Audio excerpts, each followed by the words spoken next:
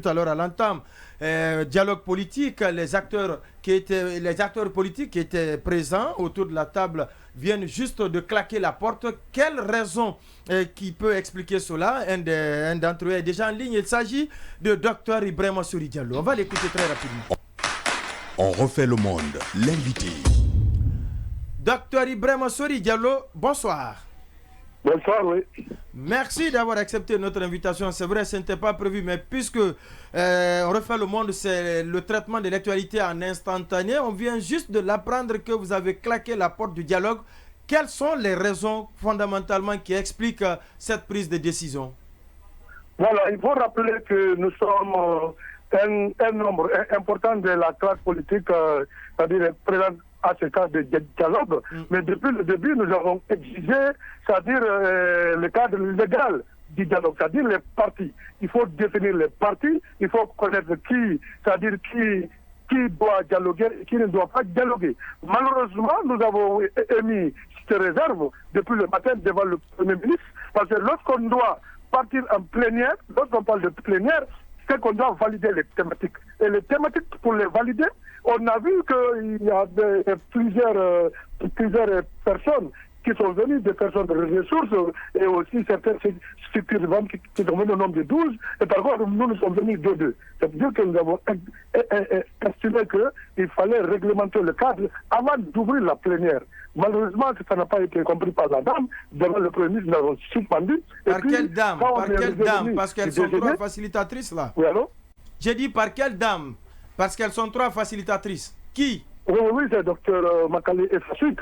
Donc nous avons estimé que ce cadre devait être d'abord défini, qu'on puisse comprendre si on n'a pas le consensus, quel est le critère de vote. Parce qu'on ne peut pas nous faire comprendre que les personnes de ressources vont voter, ou bien ces femmes qui sont venues au nombre de 12, elles vont voter. Donc la représentation sur deux par structure, c'est ce qu'il faut respecter. Donc malheureusement, ça n'a pas été compris. Nous avons relevé ça pendant tout le temps. Ce n'est pas comme donc ce soir, nous avons estimé qu'il faut vraiment bouder. Donc les 80% des coalitions qui sont dans la salle se sont retrouvées et elles sont sorties de la salle, ils sont venus nous voir, qu'on mette nos points de revendication, nous avons mis les 6 points et qu'on a déjà déposé à leur niveau. Et donc, jusqu'à preuve contraire, nous ne sommes pas du tout, pour le moment, prêts à accompagner le cadre tant que nos revendications ne sont pas vraiment prise en compte, oui. Alors, visiblement, le temps est en train de donner raison au trio qui a décidé de bouder la rencontre. Mais la question que je me pose est de savoir, est-ce que vous pensez qu'on est en train de vous piéger en vous mettant en minorité, justement, puisqu'il est question de voter les conclusions? Bon, je ne vous entends pas bien. Hein? Je dis, est-ce que vous craignez un piège? Est-ce que vous pensez qu'en cette démarche, il y a un piège derrière? Non, même s'il y a piège, nous avons déjà compris le piège, pourquoi nous avons levé le ton. Oui. Qu'est-ce que vous craignez? Moi, il fallait tout simplement, c'est-à-dire qu'il ne faut pas donner raison comme vous prétendez à ceux qui ont refusé de venir. Non, nous avons estimé qu'il fallait venir montrer au peuple de Guinée qu'ils sont prêts à dialoguer, mais tous les problèmes qui seront cachés, les mains noires, nous allons tous dénuder et mettre au cœur. C'est ça. Alors, la coïncidence paraît troublante entre le sommet, les conclusions du sommet de la CEDEAO et cette décision de claquer la porte du dialogue. Je ne vous entends pas bien. Hein? Alors, je disais...